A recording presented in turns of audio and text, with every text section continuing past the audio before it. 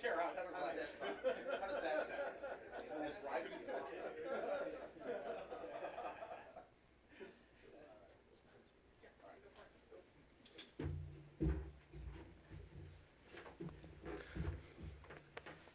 Hello. Hi, I am Doug Holtzaken, President of the American Action Forum, and I am delighted that we can host today's discussion on base erosion and profit shifting. There is no sexier topic than that to have a forum on. We have a fantastic panel, which will be led by Richard Rubin as the moderator. But prior to that, we have a fantastic keynote speaker, and it's my distinct pleasure to introduce Congressman Charles Boustany, who represents the 3rd District, formerly the 7th District, right? Of Louisiana. For purposes of this discussion, I think the key facts are that he is a member of the House Committee on Ways and Means with a deep interest in international tax policy and is currently the subcommittee chair on the Subcommittee for Tax Policy. And so please join me in welcoming him to the podium. Thank you. Well, thank you, Doug. Doug, I really appreciate the invitation to be a part of this. Thank you so much, and thanks for all your leadership on these issues. You're probably thinking, okay, here's this guy, he's chairing the Tax Policy Subcommittee on Ways and Means. He's a cardiovascular surgeon, and how did that all come together? And it's a great question, and I don't really have a good answer, to be honest with you. But I was thinking about this as I was driving over, and back when I was doing my surgery residency, my wife was in law school at Tulane, and her best friend ultimately became valedictorian of the law school class, went on with an LLM in tax, worked at IRS, Sullivan and Cromwell in New York, and then now teaches tax law at the University of Alabama. But I remember getting together with her and her husband, and my wife and I, the 4 of us would get together. None of us had any money. We'd put together a cheap spaghetti dinner, maybe have some cheap scotch, and she would start talking about tax, and my eyes would glaze over. But maybe some of that stuck, and now I can actually have a conversation with her. But truth be told, we cannot get economic policy right for the country unless we start with tax reform. It all has to start with that. And the fact that we haven't really done anything substantively in tax reform since Reagan was president is a significant problem. And it plays out, we're seeing it play out specifically right now in the international tax arena, but certainly across the entire American economy, it's a serious issue. I think the fundamental points to make on all of this is we need economic growth. And we cannot get economic growth unless we have a tax code that is promoting economic growth and allowing for economic growth, allowing for the ideal, the optimal use of capital that promotes innovation and so forth. And secondly, in addition to economic growth, we need to have a sense of urgency about doing this because the world is changing very rapidly. And we are sitting here in the midst of Washington dysfunction, and we're losing ground. And it's playing out significantly again with regard to international tax. I don't need to get into all the statistics about economic growth, what's going on in this country with sluggish growth, the fact that we've got problems around the world. I think people around the world are looking at America for growth and innovation to help get the global economy going. Clearly, we have our debt challenges and so forth. All these things need to be addressed, but you cannot do it without growth. I'm a firm advocate along with the speaker, Paul Ryan, and others, that we need economic policy that really focuses on promoting economic growth. So how do we go about this? When we took back the majority under Dave Camp's leadership in the House on the Ways and Means Committee, we decided as a committee we were going to undertake tax reform, comprehensive tax reform. We went through 3 to 4 years of work on that, and I think correctly surmise that a full rewrite of the code is something that's desperately needed. That's still the goal of the committee. I believe it's still the goal of the speaker. The question is, how do we get to that? And that's the challenge. There's a political challenge in all that, and of course, you know the rest of the story. I don't think we should lose sight of that. And again, it goes back to the growth issue. But we need a renewed sense of urgency. And as you all know, a lot of work went into this idea. It culminated ultimately with what we did last year, a very modest approach where we made some of the temporary tax provisions permanent. It helped advance the goal of tax reform, But the fact is, there's still a whole lot more we've got to do if we're going to get to ultimately what we want. Now, the work of the committee is going to be to continue in that vein. We're going to continue with the idea of rewriting the tax code with the hope that the ideal time to actually move forward with this and hopefully pass it is in the first year or two of the new administration. I mean, that historically has been the case. So we're making those preparations because if we don't, nothing will happen. The momentum starts, I believe, obviously with the House and with the Ways and Means Committee. So I don't think any of the hard work we've done over the past 6 years or so is wasted. It was a valuable work that informed the committee.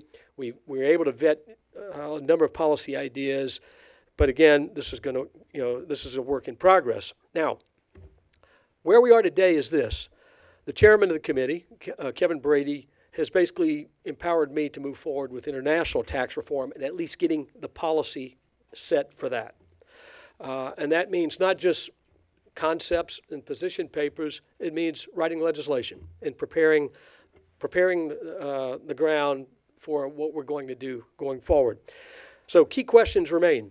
Is international tax reform separate from a large comprehensive package possible in this environment? And the question is, we don't know.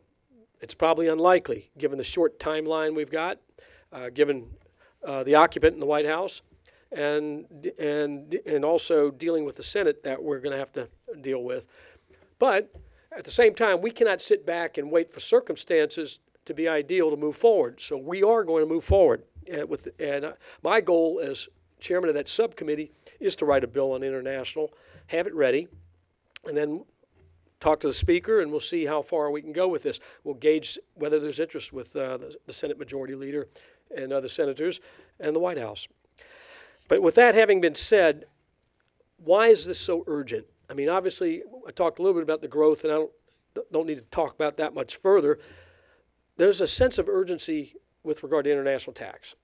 And if you look at what's going on in the environment and what U.S. companies are facing today, there are multiple reasons for a sense of urgency. Number one, we know of the OECD BEPS process, the base erosion profit shifting policy prescriptions that have come out over the course of this past fall. This has now created a relatively hostile tax environment, particularly with regard to how the EU is reacting to BEPS, whether it's those countries reforming their own tax codes, creating innovation boxes, lowering tax rates, and leaving us in a situation where we're still wedded to this worldwide system of taxation and a high corporate rate. So we've now seen a number of inversions, and it seems like the rate of change with inversions is increasing. There were 3 major ones announced since the first of the year, more to come. Our companies are also facing a very hostile merger and acquisition environment, both from the standpoint of being acquired, or if they're in the lucky position of trying to acquire a company, they're having a difficult time competing on that same basis because of tax disadvantages. So you have that. You have the EU state aid cases, which we seem to hear news each week about new cases coming out, putting our U.S. headquartered companies at a distinct disadvantage. I think this is a situation that is harmful to the United States in the long run. Obviously, from a tax base, a revenue base, it's difficult. Secondly, from the standpoint of pride, having U.S. headquartered companies here rather than in Geneva or Tokyo or elsewhere, we don't want to see that erosion of pride of ownership. But if you take this down to the local level, if you have a city that has a Fortune 500 company, it's headquartered in that city. That company provides not only local tax revenue, it provides money to charitable causes. Decisions are made in that community. It links up with this pride. So the local hospital foundation, Little League Baseball, United Way, those things all are part of the fabric of the United States. That's another part of the sense of urgency. We're losing our identity with the exit of these companies.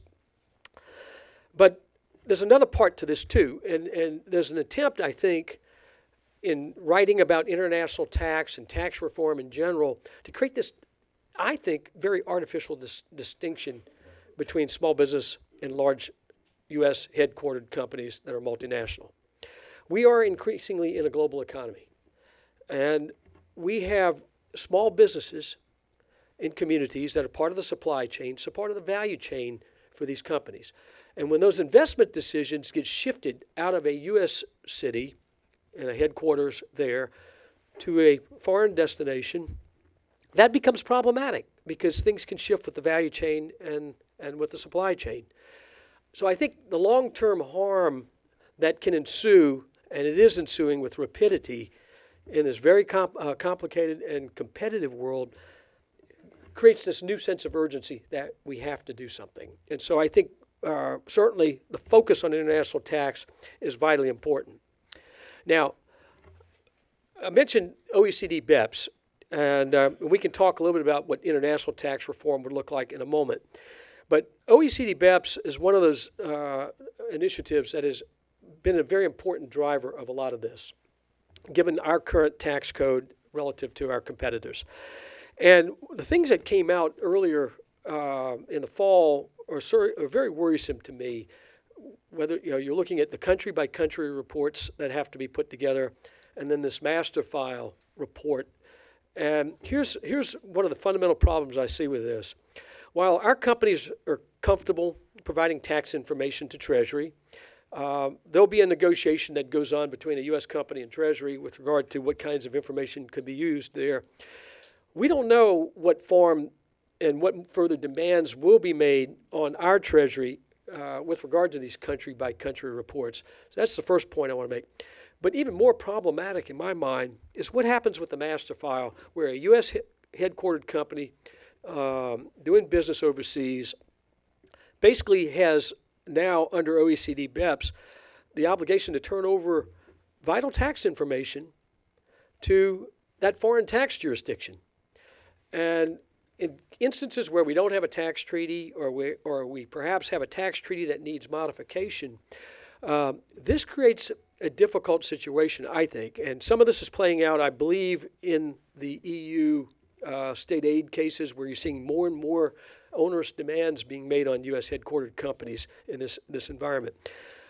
So as I was thinking about this, and Doug and I talked a little bit about it, I felt that we needed to figure out how do we get Treasury back in a position with leverage in dealing with this international environment, and especially with regard to the master list requirements. Because right now, a company has no recourse. They're left at the mercy of that foreign jurisdiction. And as we're seeing in newspaper accounts now, many of our companies don't have a whole lot of leverage in dealing with those foreign tax jurisdictions.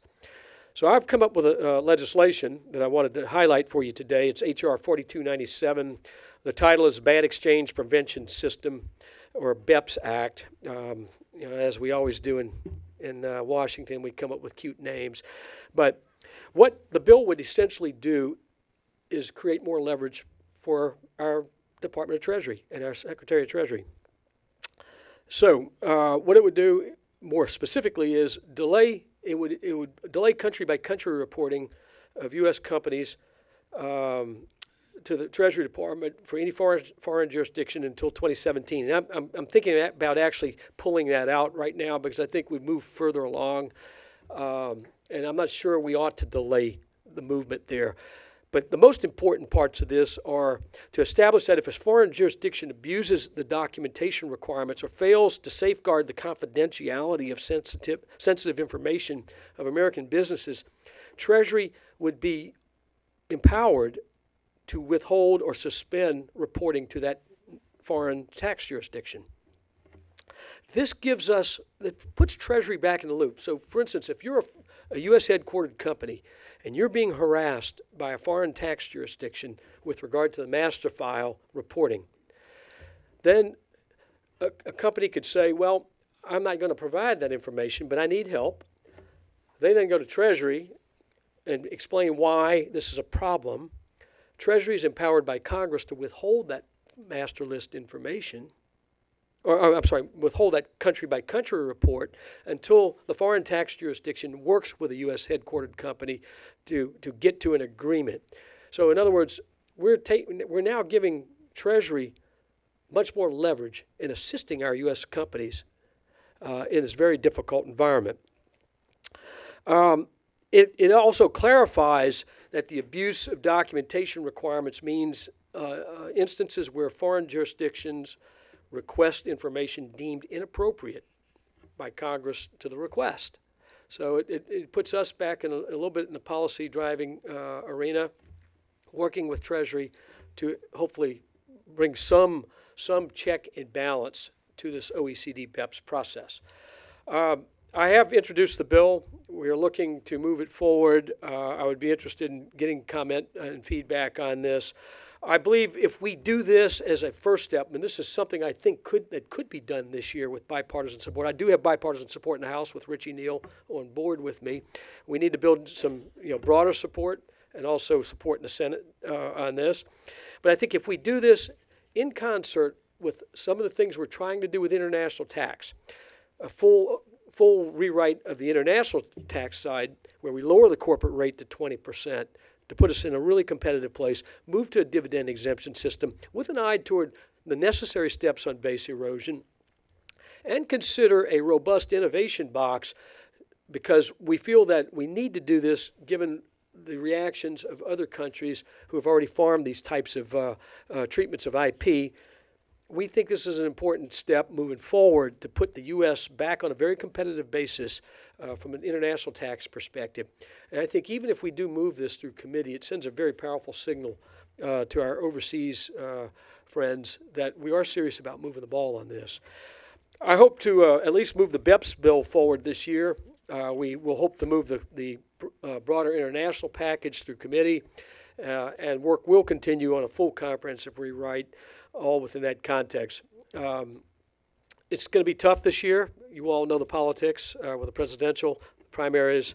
We'll need your help. We need you to get involved. I'm telling companies that if you feel the same sense of urgency, which I'm sure they do, we need their alliance in this effort to move policy, especially to the extent we can move it in a difficult political year.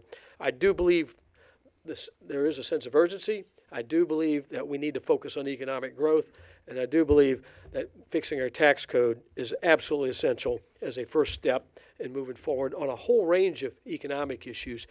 In effect, constructing a coherent foreign economic policy for the United States for the 21st century. So I thank you. It's great to be with you, and I look forward to questions. So the chairman has agreed to take some questions. If you have a question, please stand, wait for the microphone, identify yourself, and ask your question in the form of a question with a question mark at the end.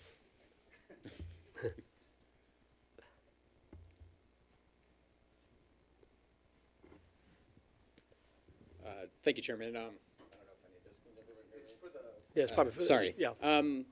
With your talk about pro-economic growth and the discussions of inversions, have you put into a lot of thought how insourcing companies would be affected by those issues? I know Mr. Levin is introducing a bill sometime this week, and representing an insourcing company, Zurich North America, we're always concerned that going after inverters might actually affect insourcers. I don't like these targeted approaches to inversion, such as what we've seen. Ranking Member Levin has offered something like this. We need a real comprehensive view of what to do with our code on the international. I firmly believe that. I think people talk about repatriation. I don't like using that term. I want to free up the restrictions on the flow of capital. I think that's a more important way of viewing this. Repatriation to me connotes something that's temporary, one time. And I do believe that if we get the tax policy right, we're going to see a flow of capital back into the U.S. I think we'll see a return of R&D back into the U.S. I think we'll actually see foreign direct investment coming into the U.S. And I think those are broader goals that I would like to achieve with tax reform. And so some of the punitive measures we've seen, either from the White House or from Mr. Levin, I think we're going to create further problems in the tax code. So I think let's continue to try to move the ball even if it's slower than we want, notwithstanding the sense of urgency that's out there, let's get the policy right. That's key.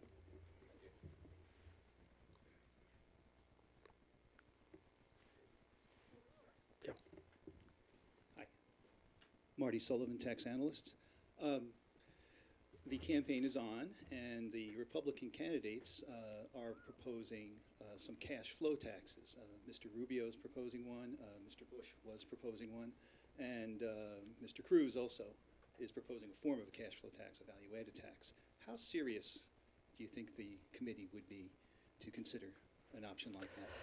Yeah, I think Marty, that's a really important question. And I think if we're going to do the hard work of what's in the best interest of the 21st century on tax reform, we have to look at all the ideas. And what I've urged the committee in conversations with Chairman Brady, but also with Ways and Means members, is that keep in mind, if we're going to entertain some of these new ideas in tax, we're going to pivot away from an income tax model, something akin to the 86 model for reform. It's going to change the time horizon for tax reform. That's the key point to recognize. Now, the committee will entertain some of this, but even in talking to colleagues such as Congressman Nunes, who has this tax proposal, he recognizes that we would have to work through some issues. We would have to, as Speaker Ryan likes to say, normalize the idea in the eyes and ears of the American public. The time horizon changes pretty significantly, and if we're dealing with a sense of urgency about needing to lower tax rates, simplification, a revamp of our international tax treatment, this will set us back in time. So I think it's important to keep that in mind. Even if we do, let's say we go forward and we do achieve a lot of what we want to do in tax reform, it's not the end of the process. And I think as the world's economy continues to evolve, the needs for our economy continue to evolve, we're going to have to look at these new ideas as well into the future. I think it'll be useful to start the idea, but I think we have to be clear-eyed about what it entails if we do that. And so that's my view. We'll sort of gauge where I think most of the committee members, if not all, feel similarly to what I have expressed, but we'll have to see where the rest of the Republican conference is, and we'll have to go through this process. But I think everybody, first and foremost, needs to understand it really changes the time horizon for tax reform.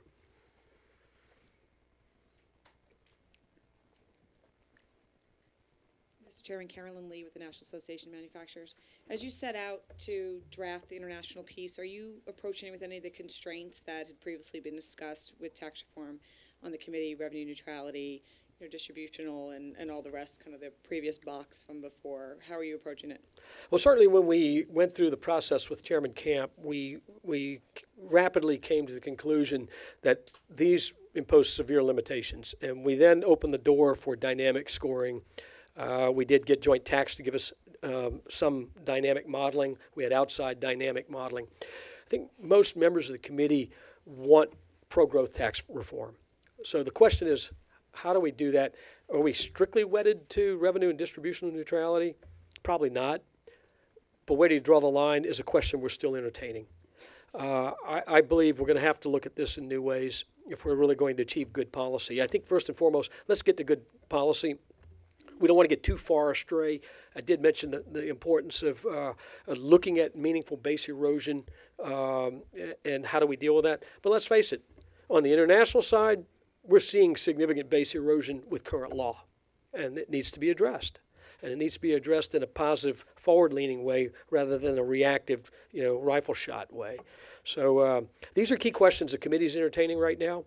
And in fact, I just left subcommittee staff, Barbara Angus and others, to talk. We were actually talking about some of this, and these are key questions that we have to, consider going forward. Also, with the PATH Act, we created some fiscal space. It's somewhere around $630 billion, something of that order. What do we do with that? How do we use it? And so those are key outstanding questions, I should say, for the committee. Please join me in thanking the chairman. Thank you very much. Glad. We're going to do a quick set change, and then we are going to convene the panel. as the congressman pointed out, in life you move up when you go from being a cardiologist to a tax policy person.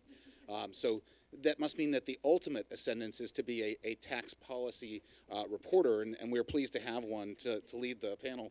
Richard Rubin, now at the Wall Street Journal, will be our moderator and will introduce the panel.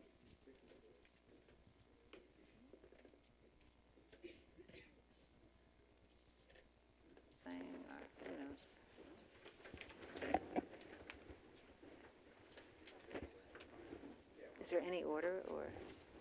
No, you guys can sit however. Oh, okay. Fine. Oh.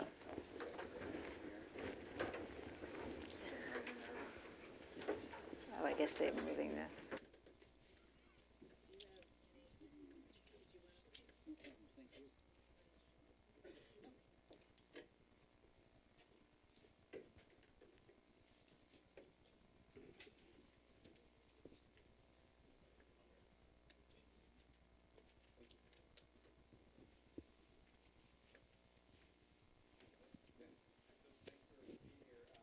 Quickly introduce the panelists who we've got here, starting to my immediate left here. This is, having flown in from Paris, this is Tom Newbig, who's the Deputy Head of Tax Policy and Statistics Division at the Center for Tax Policy Administration at the OECD. So he's a U.S. citizen, but he is working on behalf of the OECD, which is the group of developed countries. Before he was at OECD, he was at EY here in the U.S. in the Treasury Department. Next to Tom is Dorothy Coleman, who's the Vice President for Tax and Domestic Policy at the National Association of Manufacturers, where she's been for quite a while now. So she's representing U.S. manufacturers, both domestic and multinational. Next to Dorothy is Peter Merrill, and Peter is a principal in the National Economics and Statistics Group in the Washington National Tax Office at PwC, where he's been since 1989. And then last is Marty Sullivan, transitioning from the asking questions role to the answering questions role. Marty is the chief economist at Tax Analyst, which publishes tax notes. So I'm going to start with Tom, since you traveled the furthest distance to get here. Walk us through what the OECD is trying to do with the BEPS project and who wins and who loses from that. Thanks, Richard. I really appreciate being invited. It's great to be back in the United States and talking about the interconnections between U.S. tax reform potentially and what is happening around the globe. And my comments are my own. They're not the OECD or the individual member countries, but without going into the details of the comprehensive BEPS package, it was really designed to try to eliminate a lot of the double non-taxation that has been occurring. And as the chairman said just now, he is seeing significant base erosion and profit shifting out of the U.S. now.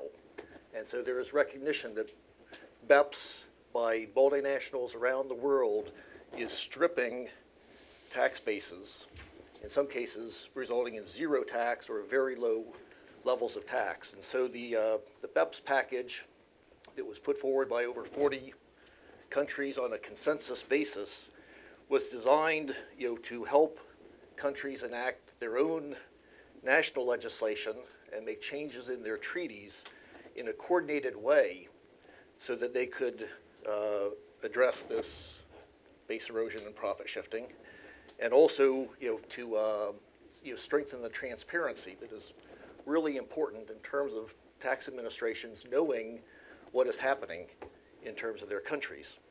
And so it will better align the location of taxable profits with where the actual economic activity that is generating those profits is actually occurring. And it's also going to minimize the incidence of double taxation. That's something that the U.S. or the OECD has been addressing for the last 50 years. And the BEPS package has some significant improvements in dispute resolution, as well as establishing mechanisms to support and monitor the implementation of the BEPS going forward, so that the 40 countries have agreed to some minimum standards. And those 4 minimum standards are are expected to be implemented by all the countries that were signatories. So, I think oftentimes, the title of this program makes it sound like I'm back in the U.S. and there's always a horse race, there's always someone winning, someone losing, but I think that oftentimes overshadows one of the real accomplishments of the BEPS project, and that is getting 40 countries to come together to work on a common goal by consensus. And I think that is a major step forward, and if the OECD and the G20 can get 40 countries to work together, that gives me some hope that in the U.S. you can get 538 politicians to perhaps come forward and get significant tax reform. I'll go to my bottom line, and that is, if one of the unintended consequences of the BEPS package is to help the U.S. implement meaningful tax reform, as the Congressman said, for the 21st century, that would be a real plus of the BEPS package. And I certainly hope that happens. So, Dorothy, if the goal here is to get U.S. companies and others to stop avoiding taxes by putting profits in low-tax countries where they're not really operating, what's the problem with that? What are companies saying in response to this BEPS project? First of all, we agree with the transparency efforts and the corporate tax avoidance, the efforts to curb that. But I think our immediate focus for the NAM, at least, has been on Action 13. I mean, this is really getting into the weeds of the BEPS project, but it's on transfer pricing documentation. But it also has unleashed and Congressman Bustani made reference to them, some extremely heavy information disclosure and sharing requirements on U.S. companies. The country-by-country reports are one of them, and the master file is another. The local file is the third of this three-tier information disclosure requirement. From our perspective, this is going to be a hit on U.S. global companies versus both from a competitiveness issue and also a compliance issue.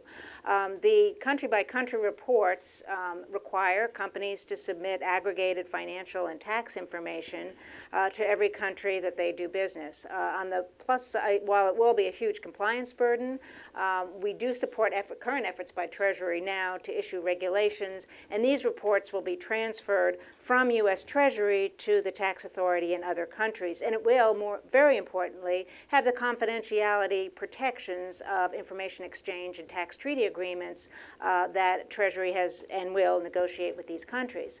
On the other hand, though, master file, and again, Congressman Bustani made reference to these are reports that are required from the country where you're doing business directly from the company. It will, under the way it's envisioned in BEPS, it would just be something that a company would submit to a tax authority. It would not go through Treasury, therefore it would not have the protections of confidentiality. That's one issue. The other issue is the amount of documentation that's required.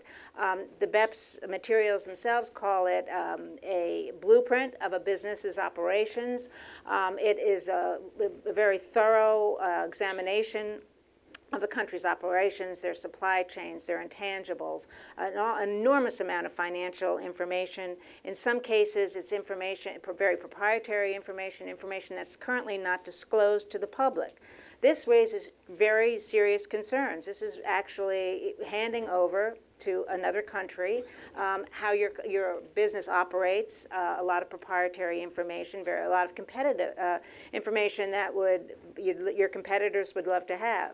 I mean, this also in an environment where there are a lot of corporate sabotage and data breaches going on, and this is really a concern of the NAM. I just might add too that again, we're very supportive of Congressman Bustani's legislation, HR 4297, which would put some confidentiality protections and restrictions on what companies can ask of U.S. countries. What countries can ask of U.S. companies. The overall concern is that there is a huge amount of information, we feel, much beyond what is needed to do a real risk assessment on transfer pricing. And Peter, so given what we heard from the congressman, the U.S. doesn't seem like it's going to be adopting, all of the BEPS actions straightforwardly, certainly not anytime soon. What's going to be the effect of that in a situation where you'll have most of the rest of the world operating under one set of rules and the U.S. perhaps in its own world? Well, I think I might take issue with the premise. There are, I think, only 4 commitments that the U.S. Has made as part of the BEPS process, and I think we actually have fulfilled all of them. So I think of maybe 10 of the 15, we've either fulfilled them or we're in the process of doing that, or it can be done by regulation. So I think there are a couple where the U.S. is unlikely to. In the area of permanent establishment definition in treaties, that's one where I think both the administration and Congress don't want to go. Multilateral convention, I think both Treasury and our Senate unlikely to ratify that. And there are really only 3 then that require legislation. That would be, thin cap rules, hybrid, mismatch rules, and I guess the last one would be, if I didn't say it, digital economy. Those are 3 things that are in the administration's budget. But I think the view is, as Mr. Bustani told us, is to use that revenue as part of comprehensive or international tax reform to make our tax system more competitive. My view is the reason why U.S. companies have been in the spotlight of BEPS and have been the target, if you will, of BEPS is because they face the perhaps most uncompetitive corporate tax system in the world, certainly within the OECD.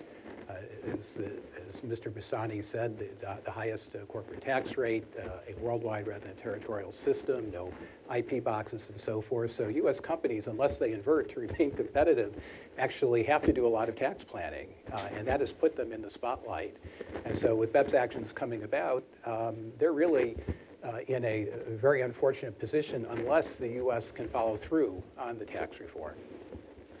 And Marty, you've heard sort of the corporate concerns about the current U.S. system and about the BEPS process from Dorothy and Peter. Can you sort of respond to those and give a sense of whether those complaints have merit and what else the OECD is really looking at here? Well, first of all, thank you for having us here today. I think we start at the end point, which is we really do need to have corporate tax reform. We really do need to reduce the burden of the corporate tax because it makes the United States uncompetitive. So we want to, and we can't really do that in a revenue neutral way. We need to think about a tax reform where we reduce revenues from the corporate tax, so we can be bolder than we've been talking about so far, because that is a drag on our competitiveness. So that's our starting point. We do want to reduce corporate taxes. I think maybe Tom can talk about it a little bit more.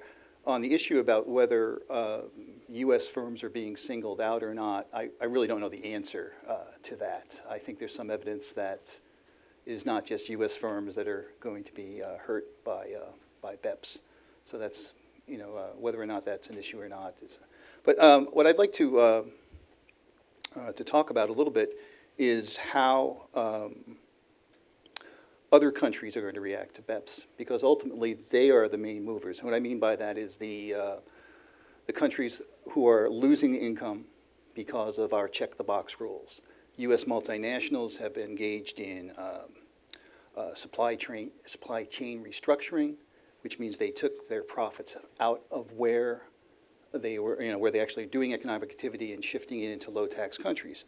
And that was made possible by Check the Box. It's about 20 years old now. Now, what BEPS is doing is getting rid of that.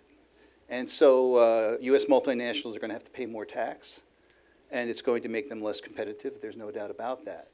So, but then you have to ask yourself the question, why are foreign countries raising their taxes? So on one hand, we hear they want to lower their taxes so that they can attract U.S. capital. And on the other hand, now they're raising taxes. So, what is going on here? And I think this is always takes place when we talk about tax competition. It's a trade-off between revenue and jobs. U.S. states have this problem. They want to attract business, but they want to raise revenue. And these countries now do want to raise revenue, but they also want to attract jobs. So what do? And it depends on every individual situation. I think that the BEPS project sort of reflects this, because on the one hand, you have patent boxes trying to attract mobile capital, while I think the other rules, the rules that try to connect income with value creation and economic activity, are trying to keep the immobile capital to tax the stuff that they know they can tax. So I think when you try to predict the future about what's going to happen, I think rather than focusing too much on what's going to happen in the United States, you really want to look what's happening in other countries and what their motivations are. Tom, can you just respond to, I guess, the concerns about the proprietary data and what OECD is trying to do to address that? And then more broadly, sort of what do you see as, if you're trying to sell BEPS to the U.S., what are the real benefits to the U.S. Treasury, U.S. companies, U.S. as a whole from the BEPS process? I think one of the things that we found in doing the work on measuring and monitoring BEPS, that the information that you need in order to analyze what is happening in the global economy is sorely lacking, because there's very limited information about where profits are actually generated. And people turn to these European databases or global databases and do sophisticated statistical analysis, and they find that there is shifting across countries. And it's interesting that those databases, for the most part, don't include U.S. companies, yet they're finding significant base erosion and profit shifting. So it's not just U.S. companies that are doing this. And it's that lack of good information that drove the changes to the transfer pricing documentation in Action 13. And as Dorothy mentioned, there are actually three parts. There's the master file and the local file, both of which countries are already asking companies to supply. And then there's the country-by-country reporting, which is new. It's a template that U.S. companies will provide to the U.S. Treasury, and then under strict agreements of exchange of information, they will transfer it to the countries where those companies are doing business around the globe. The BEPS project has been criticized for not moving to formulary apportionment. Much simpler than... Explain what that is for a second. Formulary apportionment is where you just take a set of rules, arbitrary rules like the U.S. states have, and say, okay, if a company has $1 billion of income, then we'll just divvy up that $1 billion of income by the number of employees, the amount of assets, the amount of sales, between the different U.S. states. And one could do that in the global context across countries. I think a lot of economists have very serious concerns about that. A lot of companies have very serious concerns about that, because you really want to have arm's length pricing in order to get the income or taxable income associated with where the real economic profits are. Now, the problem with transfer pricing is it requires a lot of factual determinations. And to do it right, countries and the tax administrations have to have detailed information.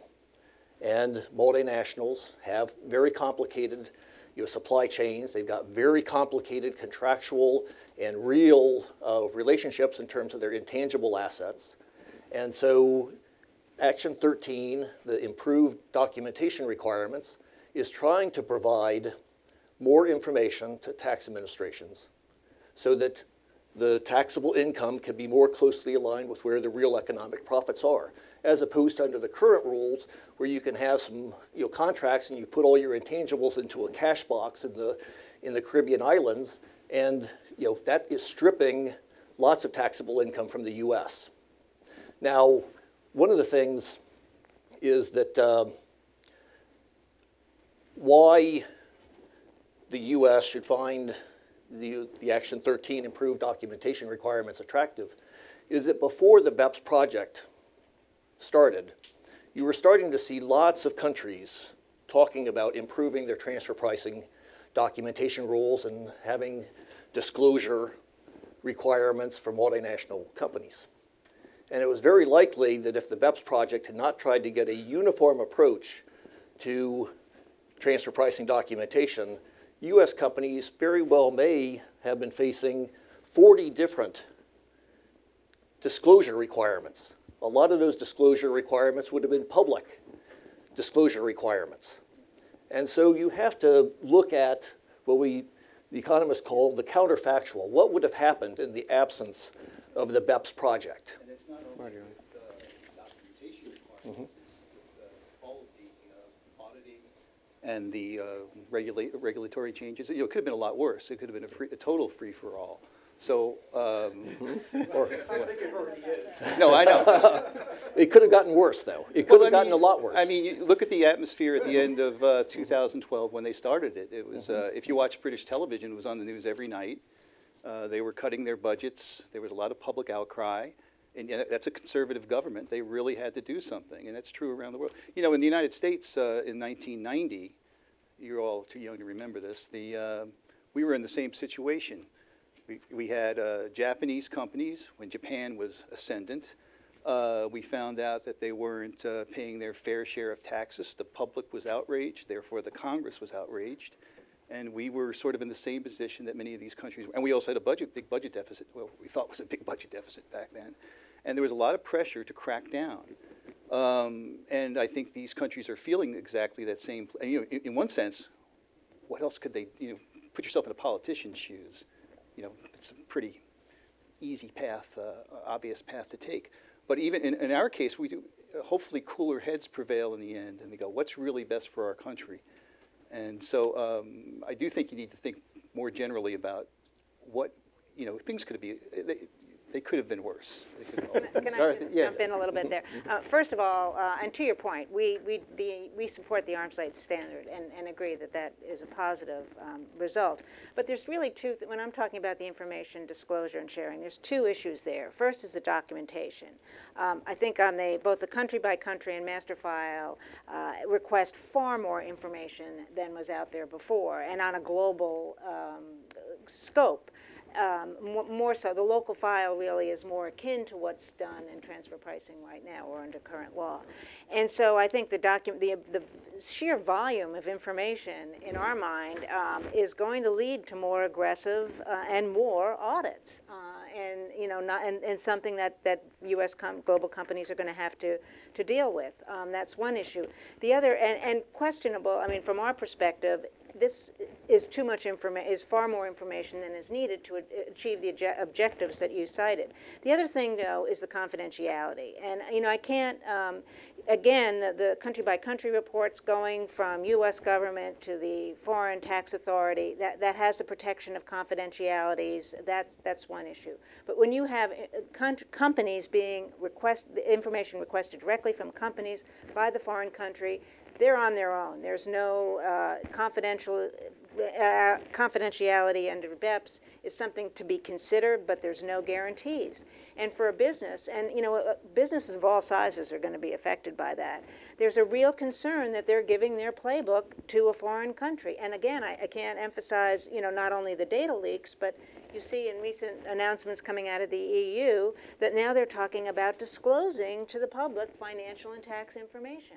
This is something that wasn't, I don't think, anticipated by BEPS. In fact, there's language in the BEPS information that says that country-by-country information will not be publicly disclosed. But 3 months later, the EU is talking about disclosing tax and financial information. And I think this is just opening the door. And it is a true concern, particularly from a competitiveness point of view for manufacturers. Peter, the U.S. has gotten criticized in the BEPS process from both sides, and in some ways for participating and going after tax avoidance and tax evasion and being part of this whole effort. Companies haven't always been happy, but then you hear from the left says, well, the U.S. has actually been out there advocating a lot for U.S. companies. How do you sort of gauge what Treasury's role and the U.S.'s role has been in the BEPS process, and has it been helpful or harmful to U.S. companies and competitiveness? Well, the U.S. has been very supportive of the OECD BEPS process at the highest level. There have been times when our Treasury Department has made proposals and have not reached agreement with other countries, and actually been fairly frustrated with the lack of clarity in some of the BEPS action items. So I think that if you look at the U.S. government stance, it's supportive in general of the BEPS process, but in some of the particular action items, actually not very happy with the ultimate outcome. In many of these action items, there is a lot of optionality. You know, country can do A, they can do B, they can do C, they can do D, and others in the transfer pricing area in particular. Yes, we still have adherence to the arm's length standard, but we're moving to a hybrid. It's not formulary apportionment, as Tom said, but it is giving more weight to the people functions in a jurisdiction, so giving weight to actual people, which, you know, maybe that's fine if every country did it. It's very bad for the U.S., in my view, because you don't want to have your income in the U.S. with the highest rate in the world, right? So it means that if U.S. companies want to be able to take advantage of lower tax rates abroad, these transfer pricing rules say you actually have to move management, okay, into those jurisdictions. And the same thing with the IP boxes that something like 14 countries have. You know, the BEPS agreement says you want to take advantage of those low IP box rates, you've got to do the white coat jobs, you know, pretty much outside the U.S. And are company, for either of you or any of you, are companies doing that or contemplating that and actually saying this tax advantage that we could get by actually locating people in other countries where we might want to have a lower tax rate and do work outweighs the advantages of having them here? Well, my understanding is that you know, when you do supply chain restructuring, let's say you want to put your principal company, that is your hub, in a country like Switzerland, and then the Swiss will say, you have to have so many people here in order for this to, and then you negotiate your tax rate with them. So already, even before BEPS, there had to be some minimal or some amount of economic activity in order to gain that tax benefit. Now I believe what all of the clients may be doing is they're going, okay, is that enough? Maybe our holding company was a little, was a shell, and so now we maybe need to move people there. And then that raises the question, well, who's going to go? And Americans don't usually like to go, so you usually hire foreigners. So I think I imagine it's a huge concern for all multinationals, because most of them, I believe, have engaged in this type of tax planning. And they're going to have to reassess the amount of activity they're putting in their principal companies. Does that seem right, Peter? Oh, without a doubt, every significant multinational company has to evaluate what is the impact of BEPS going to be. And it's not entirely clear. I mean, there are a number of action items, as Tom well knows, that were not completed in October, and they're continuing on, including in the transfer pricing area. And then you have a bunch of governments that are doing things that are not strictly kosher within the BEPS action items, the diverted profit tax, the UK being one for sure. And so it is a very complex terrain. And then you look at the anti-avoidance package, you know, that the European Parliament is putting out, and as Dorothy was mentioning, calls for, you know, public reporting of your tax positions on a country-by-country basis. There's a huge amount of change. So there is no multinational company out there that isn't doing a major assessment of what are the tax risks that they're facing today, and what should they be doing to address them. And it's, if I may, it's not only the law changes and the regulatory changes, but it's the aggressiveness of audits. I hear that even before the BEPS project, before October, there was more aggressive auditing. So it isn't always a change in law; it's a change in attitude. I think it's important to note that the OECD BEPS project has an underlying premise of respecting the tax sovereignty of individual countries in terms of setting their own tax rates.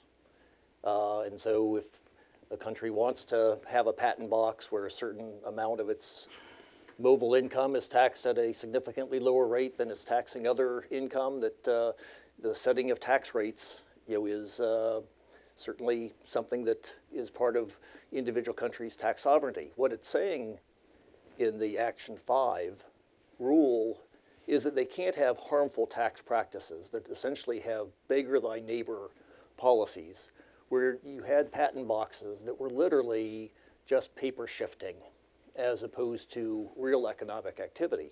And even before the BEPS project, countries are competing for jobs and investment. The states are competing for jobs and investment. That's what matters. Probably more important than the actual tax revenue or corporate tax revenue. But I think it is important to note that the BEPS project respects the tax sovereignty, but it's saying that if you have a policy that is just stealing money from other countries and from the taxpayers of other countries, that shouldn't be allowed. And that's where you want to have, again, this link between the alignment of taxable income, whether it's taxed at 0 or 4% or 35%, and where the actual profits are. Now, when we were doing the BEPS Action 11 report and we were looking at the economic studies of R&D, you find that patents, the registration of patents is very mobile with respect to tax rates. But that's, again, that's sort of paper shifting. And if you look at the academic studies and see if they actually have analyzed where economic activity is, you don't find many studies that have actually analyzed that. There was one study that we cite in the Action 11 report that did find that taxes matter, tax rates matter. It's personal income tax rates that mattered. They didn't test for corporate income tax rates. But the question is, if someone is going to be moving to R&D to Ireland, the engineers and the management is probably going to look at the Irish 53% top statutory personal income tax rate, in addition to the 12% corporate income tax rate. Okay, let's open it up to questions. If anyone has questions, you can direct it to someone individually or to everyone. There's a mic there. If anyone, They seem to be able to attract. Doug's going to start. So I get this. This is to Peter, because I just want to make sure I heard you correctly. When U.S. multinationals are doing their tax risk planning going forward, in the absence of tax reform in the U.S., doesn't it seem like all of the risks push activity out of the United States, that these rules are such that you have to actually move bodies to other locations to take advantage of the lower taxes? And so if we change nothing, when they do that planning, two things are going to happen. Either they are going to move, or when there's any sort of international merger acquisition, they're going to make a tax-based decision to move actual economic activity offshore. I don't want to put words in your mouth. Is that a fair assessment of what you were saying? Well, certainly responding to Marty's comment and also Tom's comment that companies that have foreign companies that are IP holding companies that today are meeting the requirements of U.S. law to have the income attributed to that low-tax foreign jurisdiction are at considerable risk that other governments will come in and say, even though the U.S. thinks the transfer pricing is fine, that you're getting an appropriate return to the functions, assets, and risks in the jurisdiction, the changes in these transfer pricing rules will allow other governments to come in and say, no, actually, you do not have enough people in that jurisdiction that are managing and overseeing the risk of the company, okay? Because of that, the other countries will say, guess what? You only get a risk-free rate of return on your capital. You may have paid for all the R&D, but you're going to get a risk-free rate of return. And then there's all this residual income. One thing that the BEPS process never said is who gets to tax it. A lot of countries may want to tax that income, okay? And so you as the head of a multinational company, if you have transfer pricing arrangements that the U.S. is blessed, you may have APAs, you may have everything blessed, but you're looking at this coming, what do you do, okay? And there are not a heck of a lot of good choices. If you bring that IP back to the U.S., you're subjecting it to 35%, the highest rate in the world. It's a very bad answer. So, the other approach is, in fact, to put enough management into that company, okay, to supervise and control the risks.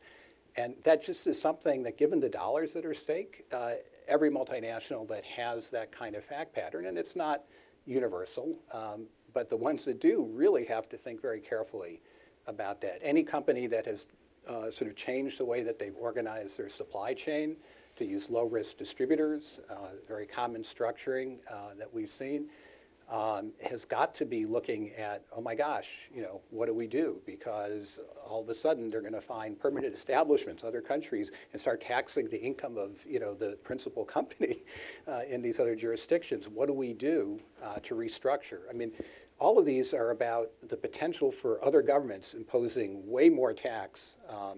And frankly, I think most U.S. multinational tax directors say, you know what, we're going to be paying a lot more tax. And it's not to Uncle Sam, okay? And it's very unfortunate. And they may also be moving activities abroad.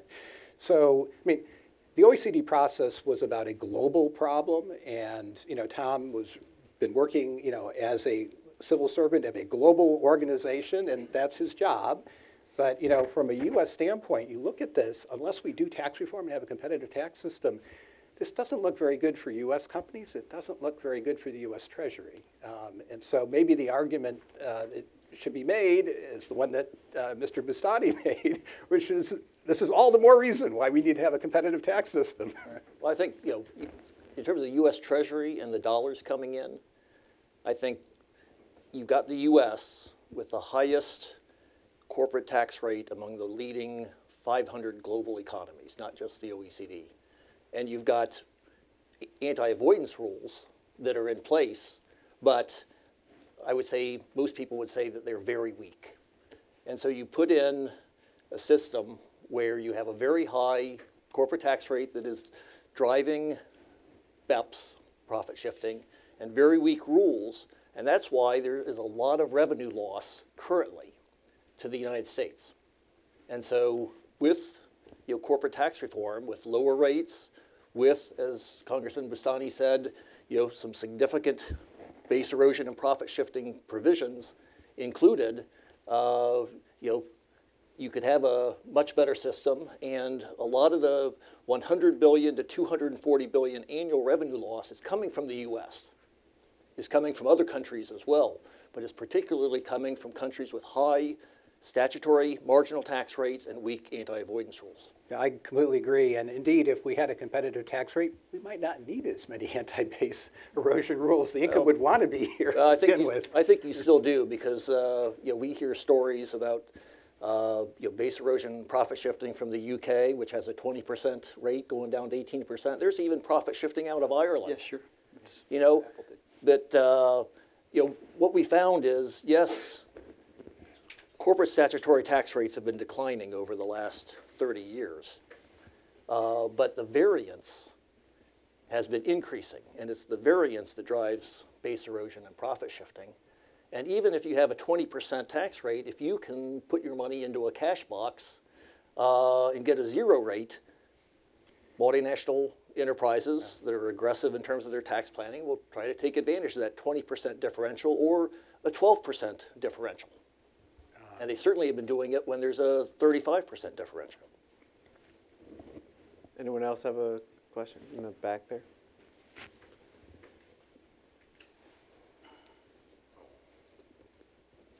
Hi, Rob Guido with BP. Tom, you kind of prefaced the question I was having in my head, in that in contemplating what Bustani will do on the international draft and what the committee will do, you look at the past and you say, well, the Camp H.R. 1 bill was the stick approach, and that it had significant base erosion options. Fast forward to the last year with the Bustani draft, innovation box approach is kind of the carrot approach. So, whatever the committee does, if it does come out with a legislative draft, can you do both? Do you need both the carrot and the stick? Is one sufficient? So, well, I personally think you need to have both. That the U.S. Would benefit from a significantly lower corporate income tax rate, and it also definitely needs to protect the base in order to achieve the revenue from a lower corporate income tax rate. And so I think you can have both carrots and sticks. And just like in the 1986 Tax Reform Act, the corporate income tax rate was lowered from 48% to 34%, and a lot of that rate reduction was paid for as a result of repealing the investment tax credit.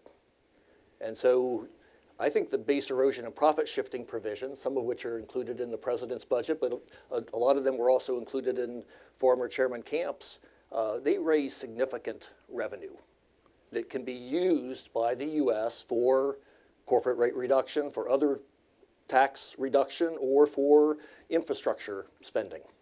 So I certainly understand and take the point. I will say that the United States, through Bob Stack, brought to the OECD a significant proposal, which was essentially the administration's foreign minimum tax, which was proposed to be adopted as a minimum standard by all the OECD participants. It's one of the action items. It was a primary, secondary rule, and so forth, but there was zero take-up.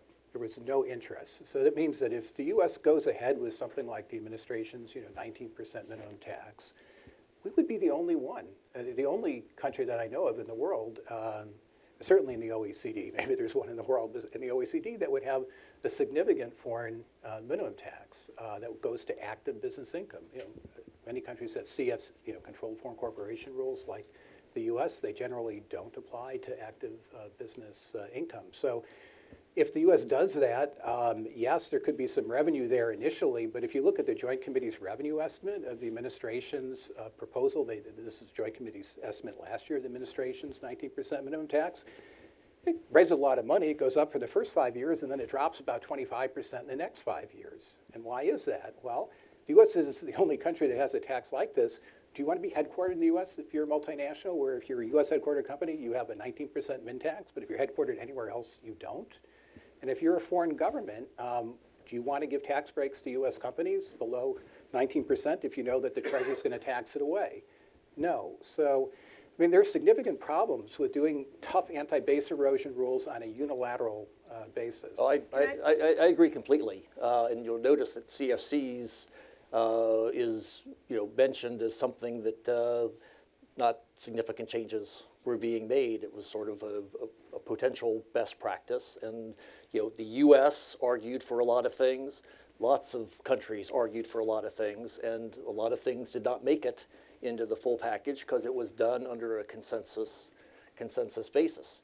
But there are a lot of base erosion and profit shifting options out there for the U.S. to consider beyond the minimum tax or the CFC, in terms of especially the interest limitations, and really enforcing the transfer pricing rule so that cash boxes only get a risk-free return.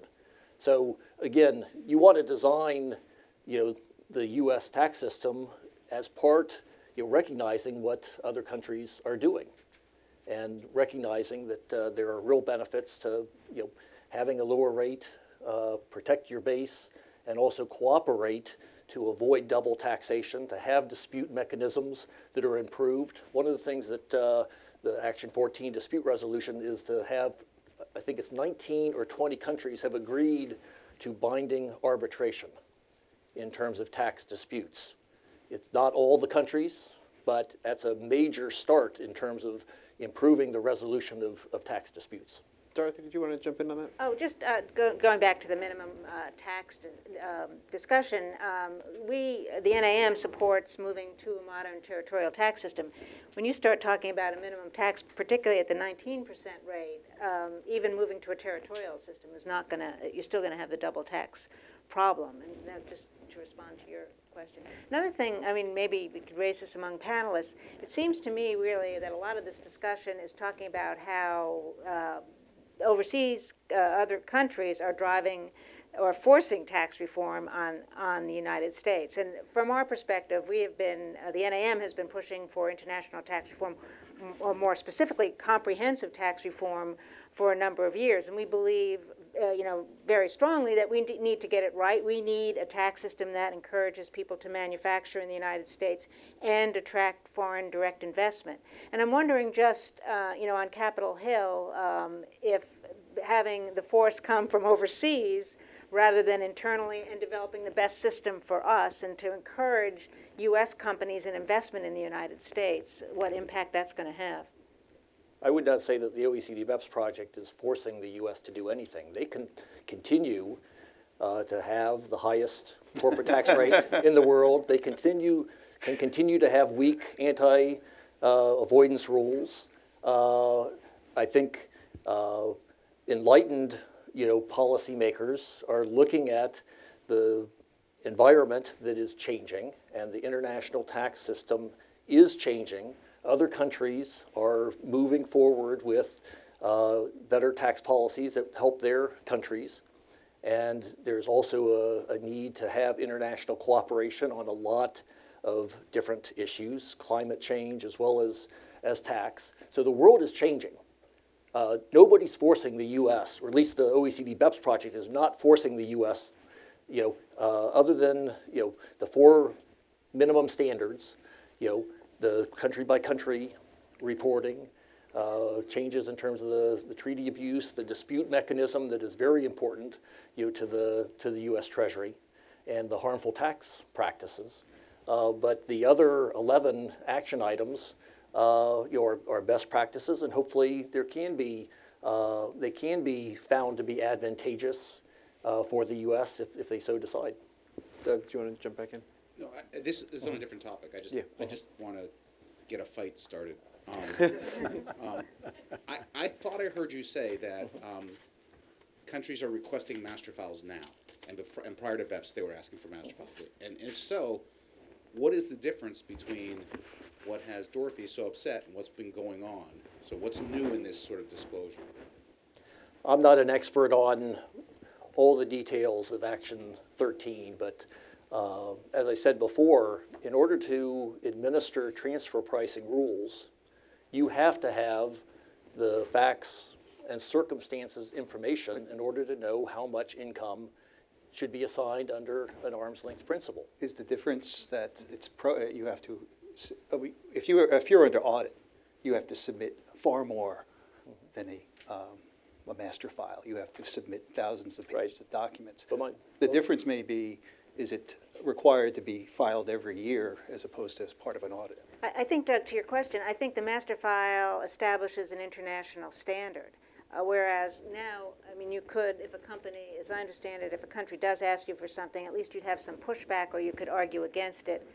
Not the case if you are required to submit these things. But without a master file, until you are under audit, that type of information would not be available.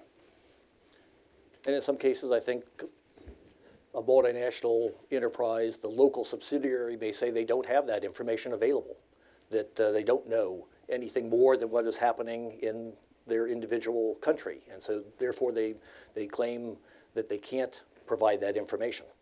And certainly a country could request that. I'm not sure exactly what is happening in terms of current law, but again, countries need to have information beyond just what is happening to that local subsidiary in order to truly administer the arm's length standard. So for looking ahead, is there, for anyone, what would the U.S. Treasury's response and approach to BEPS look like under a Republican administration? How different might it be, even sort of before tax reform might happen? For anyone, I'm not going to predict what they would be. We would hope that they would move forward with country-by-country regulations. Again, the confidentiality protections for manufacturers are tremendous. We would like to see them also incorporate master file into that type of process where it's a U.S. Treasury to a foreign country transmission, that it has confidentiality protections, that Treasury does not release that information unless if they violate the confidentiality protections or if they ask for inappropriate information as part of the master file process. So, that would be our hope. Again, I don't think this is top of the campaign. No. But someone will have to deal with it when, a year from now. Is there anything else in the audience? Oh, okay. What? We good? We're done, and please join me in thanking the panel. All right. Thanks.